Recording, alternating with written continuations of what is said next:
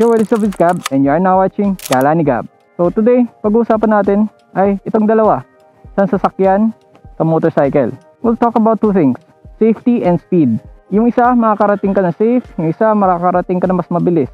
Generally speaking, if you want to start riding motorcycle and you have zero experience, I suggest aralin mo munang mag-bicycle and then aralin mo muna magsasakyan. Kasi once you know how to ride a bicycle and once you know how the road rules work, pag nagmamaneho ka ng sasakyan, mas madali mo na maintindihan kung paano imaneho ang motor at hindi ka lumalabag sa batas. So bilang beginner, first time kong mag-motorcycle and nag 450cc na ako, but that doesn't mean na I am a irresponsible rider dahil nasa pagpiga mo din yan na throttle. May mga perks ang motorcycle, makakarating ka doon na mas mabilis, makakarating ka doon ng mas nag-enjoy ka sa iyong trip. Well, it depends. Medyo subjective yung pag-enjoy kasi kung traffic naman yung daan and the motorcycle wala kasing aircon.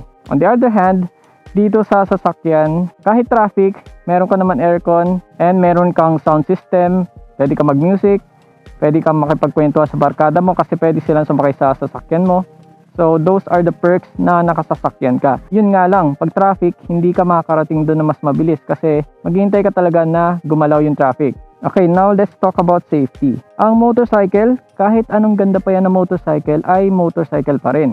Kahit mapa 1000cc man yan or 150cc, pag na-aksidente ka sa motorcycle, aksidente ka sa motorcycle. There's no other way around it.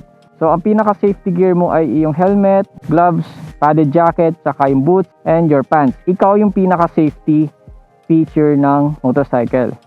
Then, dito naman sa sasakyan, kahit anong liit ng sasakyan yan, meron at meron pa ring safety features kahit papano. Meron siyang crumpling zone, meron siyang airbag. So, kahit papano, kapag na-aksidente ka, mas mafe-feel mo safe. Pag mas malaki sasakyan, technically mas safe, but generally speaking, pag maliit lang yung sasakyan, mas safe ka pa rin kasi protektado ka nitong kaha. Ang kagandahan din sa pagmumotor, na-enjoy mo.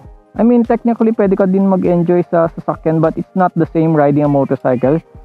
Kaya, I think I'm done with that phase na sa sasakyan. I mean, I'm going back to sports car. Magre-review din ako ng mga sports car in the future.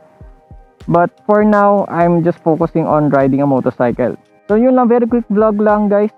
Kung mayroon kayo mga tanong dito sa 450SR, just let me know in the comment section. And again, this is Gab, and you are now watching Gala ni Gab.